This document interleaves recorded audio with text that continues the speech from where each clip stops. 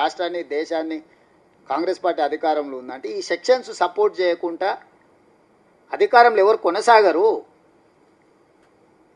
ఇవాళ కూడా కాంగ్రెస్ పార్టీ ఆలోచన ఈ వర్గాలకు న్యాయం చేయాలన్నదే. ఏమీ లేనప్పుడు రిజర్వేషన్లు ఇవ్వాలన్నారు. రిజర్వేషన్లు ఇచ్చినప్పుడు 26% వచ్చింది. 26% 29 అయింది. 29 42 అయింది. 42 రేపు 56 కావచ్చు. మీరు ఈ పరిణామ క్రమంలో వచ్చేది తీసుకొని కావాల్సింది అడగాలి. కానీ మీరు ఏదో అడగాలని వచ్చేది కూడా తీసుకోకపోతే ఎవరు నష్టపోతారా? ఊర్లలో మోటు సామెత ఉంది, చెరువు మీద అలిగితే ఏమవుతుంది? ఎవరికి నష్టము? నన్ను తిడితే ఏమొస్తుంది చెప్పు? నేనేదో ప్రయత్నం చేస్తున్నా, అందరిని కూడగట్టుకొని తీసుకొస్తున్నా.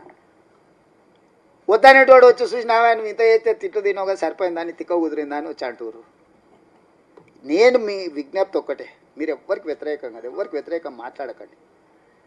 ఎవరినో అనుమానించో ఎవరినో అవమానిస్తే మీకు వచ్చే లాభం లేదు. మీ హక్కు, మీ హక్కు అది, మీ లెజిటిమేట్ రైట్ మీరు అడగండి, మీరు తీసుకోండి. కొద్దిగా ఎట్లొస్తే అట్లా తీసుకొని మిగతాది అడుగుండ్రి. నేను అడగొద్దు అంటలేను, కొట్లాడొద్దు అంటలేను. దీని ఒక ప్రాసెస్లో, ఎందుకంటే మనం ఒక ఏమంటారు వెల్ ఎడ్యుకేటెడ్ సొసైటీలో మనం ఉన్నాం, ఆటవిక రాజ్యంలో లేవు. మనం ఏది పడితే అది మాట్లాడడం, దీన్ని మొత్తాన్ని అనుమానించి ఈ మొత్తం ప్రాసెస్నే తప్పు పడితే, మొత్తం ప్రాసెస్ తప్పు పడితే గుడుసుని ఇంతకు మించిన ప్రాసెస్ నాకు తెలియదు. ఇక ఈ ప్రభుత్వానికే తెలియదు. ఈ ప్రభుత్వం చేసిన ప్రాసెస్ మొత్తం మీరు తప్పు పట్టిరు అనుకో, మళ్ళా మొదటికి వస్తుంది. మళ్ళీ మొదటికి వచ్చి ప్రక్రియ మొదలు పెట్టాలనుకోరు. దీని మీద ఇంకా బెటర్గా ఎట్లా చేసుకోవాలి? ఇప్పుడు రాజ్యాంగం, డాక్టర్ బాబాసాహెబ్ అంబేద్కర్ గారు మనకు ఒక రాజ్యాంగాన్ని ఇచ్చారు. పోయే కొద్ది పరిణామ క్రమంలో మనం సవరించుకోవాలనుకున్నప్పుడు సవరించుకున్నాం.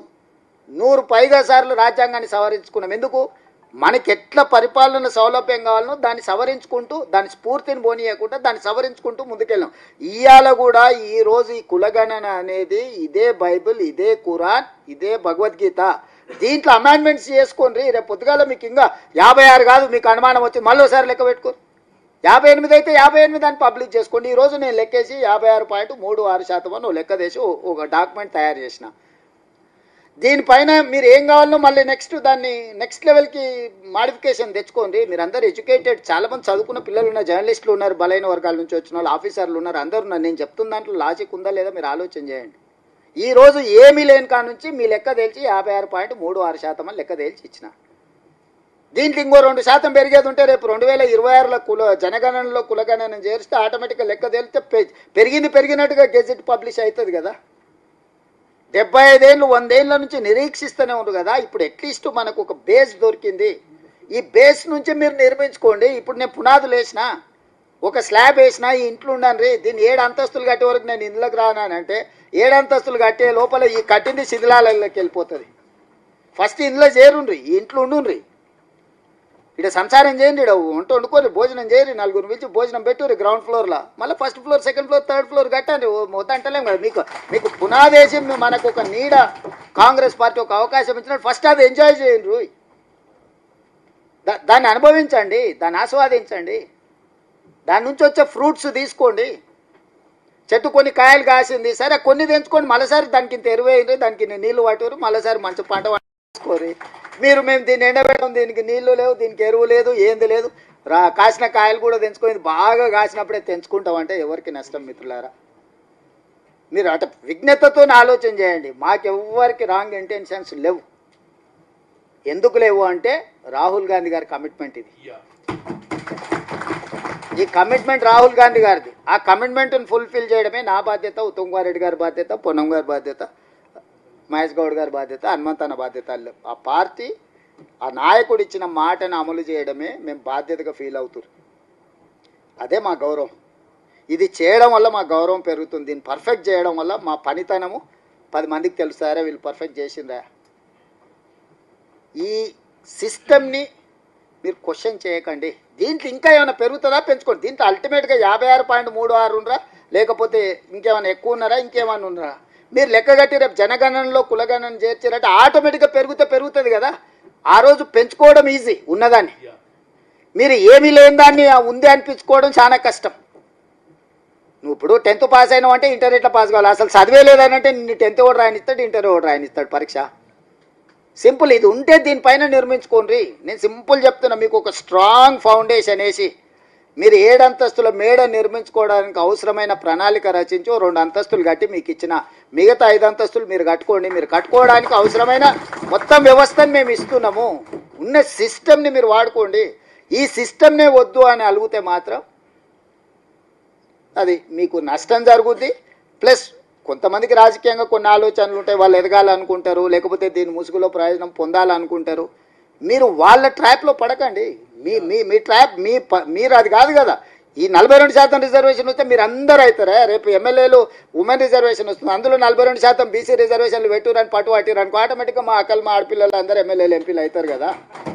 రేపు ఇదే 42% రేపు ఎమ్మెల్యేల రిజర్వేషన్ ఇవ్వమని కొట్లాడిరు అనుకో, ప్రతిసారి ఒక సీటు 2 సీట్లు 42% స్ట్రైట్గా వస్తాయి కదా. ఈరోజు మీ లెక్క తేలితే అది అడగాడు అనుకుంటే, ఈ లెక్క తేలేకపోతే అది అడగనికనే ఉండదు. అది ఎమ్మెల్యేలా, ఎంపీలా, ఉమెనా, ఇంకొకట. ఈరోజు ఎస్సీ ఎస్టీస్కి ఒక కాన్స్టిట్యూషనల్ ప్రొటెక్షన్ ఉంది చట్టసభలలో, ఎడ్యుకేషన్లో. ఈరోజు మీకు చట్టసభలలో లేదు. ఈ నెంబర్ తేలితే మీరు అడగడానికి మీకు ఫండమెంటల్గా ఒక పాలసీ డాక్యుమెంట్ అయితే వస్తుంది కదా శ్రీనివాస్. దీని నుంచి రెఫరెన్స్ తీసుకోండి సురేష్. దీని నుంచి నెక్స్ట్ ఏం కావాలని కొట్లాడుండ్రి. మీరు దీన్ని తప్పు అని అన్న మరుక్షణం మీకు వాదించడానికే బేస్ ఉండదు. బేస్ లేని ఆర్గ్యుమెంట్కి రిజల్ట్ ఉండదు. నేను ఓపెన్గా మాట్లాడుతున్నా మీ అందరితోటి. అనేది మీకోసమే, కమిట్మెంట్ కోసమే సిన్సియర్ ఎఫర్ట్స్ పెట్టి చేసినాము. దీన్ని వాడుకోండి. దీనిపైన పెరిగేది పెరుగుద్ది. 26లో జరగబోయే జనగణనలో కులగణన చేర్చాలని అసెంబ్లీలో తీర్మానం చేసి కేంద్ర ప్రభుత్వానికి పంపించినాము. మనందరం కలిసి కొట్లాడితే జనగణనలో కులగణన ఎందుకు చేర్చారు? కొట్లాడితే తెలంగాణ రాలేదా? కొట్లాడితే దేశానికి స్వతంత్రం రాలేదా? కొట్లాడితే జనగణనలో కులగణన ఎందుకు చేర్చారు? చేరిస్తే ఆటోమేటిక్గా ప్రతి 10 ఏళ్ళకి ఒకసారి మన లెక్క మనకు తేలుతూనే ఉంటుంది.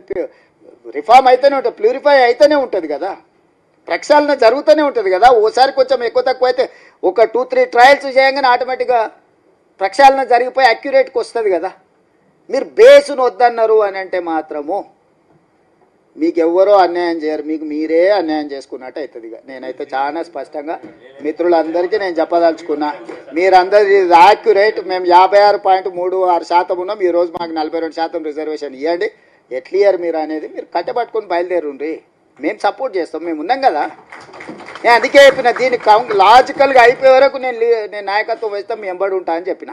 హాయ్ అండి, నేను మీ కార్తికేయ. టీఎఫ్సీసీ లైవ్ ఛానల్ని లైక్ చేయండి, షేర్ చేయండి, సబ్స్క్రైబ్ చేసుకోండి. This is Nikhil. టీఎఫ్సీసీ ఛానల్ని ఎంకరేజ్ చేయండి, లైక్ చేయండి, subscribe. Hello, this is heroine Alekhya Angel. TFCC live ఛానల్ని లైక్ చేయండి, షేర్ చేయండి, సబ్స్క్రైబ్ చేయండి. టీఎఫ్సీసీ ఛానల్ని లైక్ చేయండి, షేర్ చేయండి, సబ్స్క్రైబ్ చేయండి. నేను మీ హీరోయిన్ మౌర్యాని. Thank you. అందరికీ నమస్కారం, నేను మీ Geetha Madhuri. TFCC live like చేయండి, షేర్ చేయండి, సబ్స్క్రైబ్ చేయండి. హాయ్ అందరికీ నమస్కారం, నేను మీ Madhupriya. Please like, share, subscribe to TFCC live. Please subscribe TFCC channel. Like చేయండి, షేర్ చేయండి. టీఎఫ్సీసీ ఛానల్ని లైక్ చేయండి, షేర్ చేయండి, సబ్స్క్రైబ్ చేయండి. Hi, please subscribe TFCC. Hello, this is your all సిప్లిగన్స్. Please do subscribe TFCC live channel. Thank you so much. Please do subscribe to TFCC live channel and like, share and subscribe చేయండి. హాయ్, నేను మీ Vijay Shankar. TFCC channel do subscribe, like చేయండి, share చేయండి. Thank you. నమస్తే, నేను మీ కార్తిక. టీఎఫ్సీసీ ఛానల్ని షేర్ చేయండి, లైక్ చేయండి, సబ్స్క్రైబ్ చేయండి. అందరికీ నమస్కారం. I'm your favourite actress Ankita Maharana. Like చేయండి, షేర్ చేయండి, సబ్స్క్రైబ్ చేయండి. TFCC live. Love you all. TFCC live ఛానల్ని లైక్ చేయండి, సబ్స్క్రైబ్ చేయండి. అందరికీ నమస్కారం. టీఎఫ్సీసీ లైవ్ లైక్ చేయండి, షేర్ చేయండి, సబ్స్క్రైబ్ చేయండి. నీ heroine Srujitha Ghosh. Thanks to all of you. Hi, నేను మీ లావణ్య. మన టీఎఫ్సీసీ లైవ్ ఛానల్కి సబ్స్క్రైబ్ చేసుకోండి. అలాగే ఇందులో అప్లోడ్ చేసే ప్రతి వీడియోను లైక్, షేరింగ్గా కామెంట్ చేస్తూ ఉండండి.